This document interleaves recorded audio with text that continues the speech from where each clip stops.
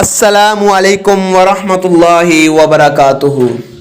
ریاست Islamic T V کے تمام معزز ناظرینوں کو دل کی اتھاہ گہرائیوں سے خوش آمدید۔ آج کی ہماری گفتگو کا موضوع ہے حضرت موسیٰ علیہ السلام فرعون کے دربار میں۔ موسیٰ اور ہارون علیہ السلام فرعون کے دربار میں پہنچ کر اسے دعوت توحید دیتے ہیں اور بنی اسرائیل پر ظلم ستم بند کرنے کا مشورہ دیتے ہیں، جبکہ فرعون حقارت سے یہ بات ماننے سے انکار کر دیتا ہے۔ ارشاد بارک تعالیٰ ہے جس کا مفہوم ہے اور جب آپ کے رب نے موسیٰ کو آواز دی کہ ظالم قوم کے پاس جا، قوم فرعون کے پاس، کیا وہ پرہیزگاری اختیار نہ کریں گے؟ موسیٰ نے کہا، میرے پروردگار، مجھے تو خوف ہے کہ وہ مجھے جھٹلائیں گے اور میرا سینہ تنگ ہو رہا ہے، میری زبان چل نہیں رہی، بس تو ہارون کی طرف بھی وہی بھیج، یعنی میرے بھائی ہارون کو بھی میرا ساتھی بنا، اور میرے ذمے ان کا ایک قصور بھی ہے، مجھے ڈر ہے کہ کہیں وہ مجھے مار نہ ڈالے۔ ارشاد بارک تعالیٰ ہے، ہرگز ایسا نہیں ہوگا، تم دونوں ہماری نشانیاں لے کر جاؤ، ہم خود سننے والے ہیں، تمہارے ساتھ ہیں، تم دونوں فرعون کے پاس جا کر کہو، ہم بلا شبہ رب العالمین کے بھیجے ہوئے پیغمبر ہیں، تو ہمارے ساتھ بنی اسرائیل کو روانہ کر دے۔ فرعون نے کہا، کیا ہم نے تجھے تیرے بچپن میں اپنے ہاں نہیں پالا تھا، اور تو نے اپنی عمر کے بہت سے سال ہم میں سے گزارے ہیں؟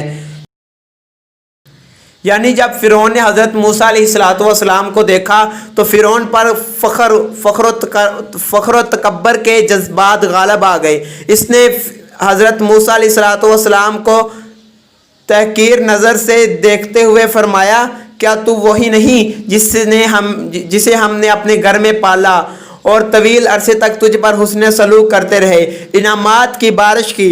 اس سے تو ناظرین، جب حضرت موسیٰ علیہ السلام اور حضرت ہارون علیہ السلام فرعون کے دربار میں گئے تو انہوں نے فرمایا کہ ہم رب العالمین کے بھیجے ہوئے پیغمبر ہیں۔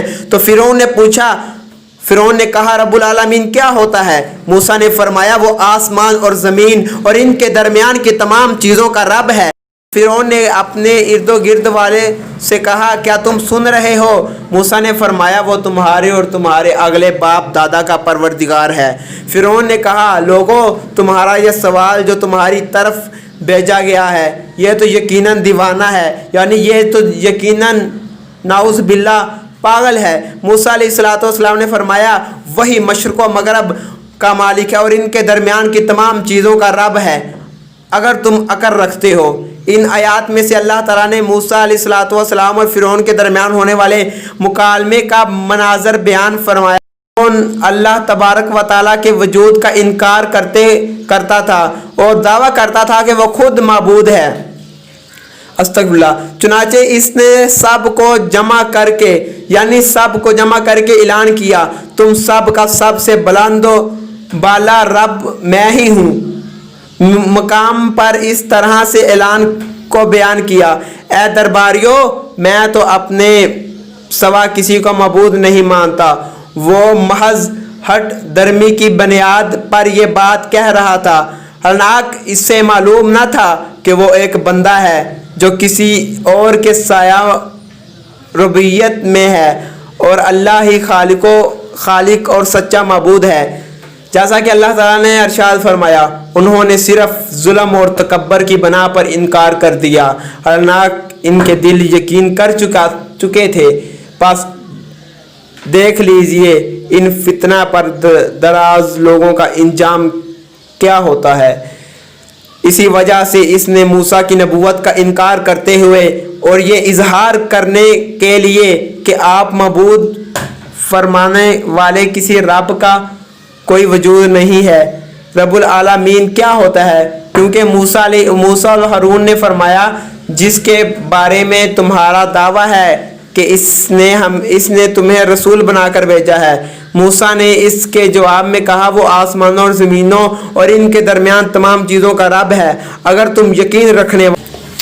تو فرعون نے لوگوں سے کہا، سن لو، اگر تم میں سے کسی نے किसी और को माबूद माना तो तुझे कैदियों में शामिल कर दूंगा। मूसा ने कहा, अगरचे मैं तेरे पास कोई खुली चीज ले आऊं तो भी। फिरौन ने कहा, अगर तू सच्चों में है तो ऐ पेश कर। आपने इस वक्त अपनी लाठी जमीन पर डाल दी जो अचानक जबरदस्त असाह बन गई और अपने हाथ खींच निकाला तो वो भी इस वक्त देखने वालों को सफ़ेद चमकीला नज़र आने लगा। ये दो मौजज़ात हैं जिनके साथ अल्लाह ताला ने मूसा की मदद फरमाई, यानी आसा और आपका रोशन हाथ। इस मुकाम पर अल्लाह ताला ने इसी खर की आदत अशिया ज़ाहिर फरमाई जिनको देखकर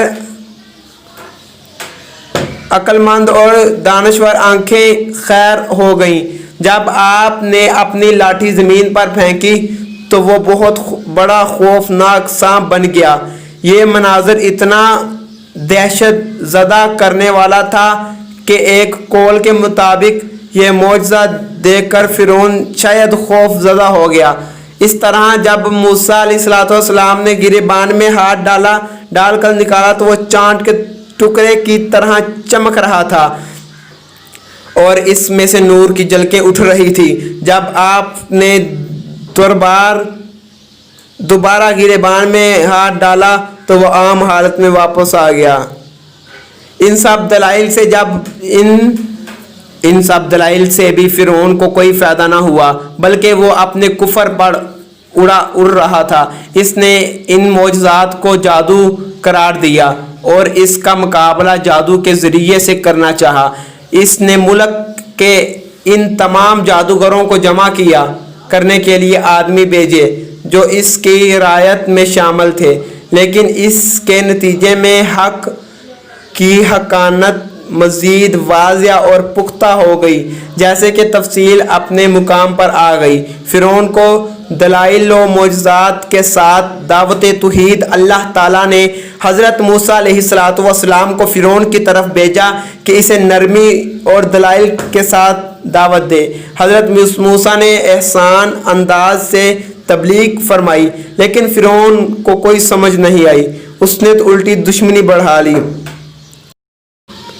अरशाद बालिग ताला है जिसका महफूम है, फिर ए मूसा तू तकदीर इलाही के मुताबिक आया और मैंने तुझे ख़ास अपनी ज़ात के लिए पसंद फरमा लिया। अब तू अपने भाई समेत मेरी निशानियाँ हमरा लिए हुए जा और ख़बरदार मेरे ज़िक्र में सुस्ती ना करना। तुम दोनों फिरौन के पास जाओ, इसने बड़ी सरकशी की है, सो इससे नरमी से समझाओ, शायद वो समझ जाए। दोनों ने कहा, ए हमारे परवरदिगार, हमें खौफ है कि कहीं फिरौन हम पर कोई ज़्यादती ना कर दे, अपनी सरकशी में बर ना। जवाब मिला, तुम किसी चीज़ का खौफ ना करो, मैं तुम्हारे साथ हूँ, यानी अल्लाह तुम्हारा साथ है। अल्लाह ताला ने मूसा फिरौन को हुक्म दिया कि फिरौन के पास आकर इसे अल्लाह की तरफ बुलाएं और इसे तौहीद की दावत दें कि वो अल्लाह वहदुल ला शरीक की इबादत करने वाला बन जाए और बनी इसराइल की कैदो बंद से आज़ाद करके इनके साथ भेज दे और इन्हें अजाब में मुब्तला ना रख। हम तेरे पास तेरे रब की तरफ से दलील लेकर आए हैं। वो अजीम दलील आसा और इनके चमकता हुआ हाथ और सलामती इसके लिए है जो हदायत का पाबंद हो जाए।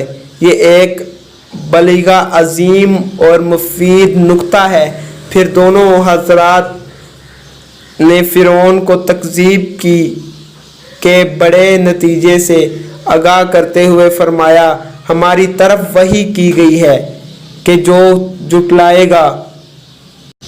आपको जुटलाएगा उनके साथ क़यामत के दिन बहुत बड़ा अजाब होगा। अच्छा तो नाज़रीन, उम्मीद करता हूँ आपको ये वीडियो बहुत ही अच्छी लगी होगी।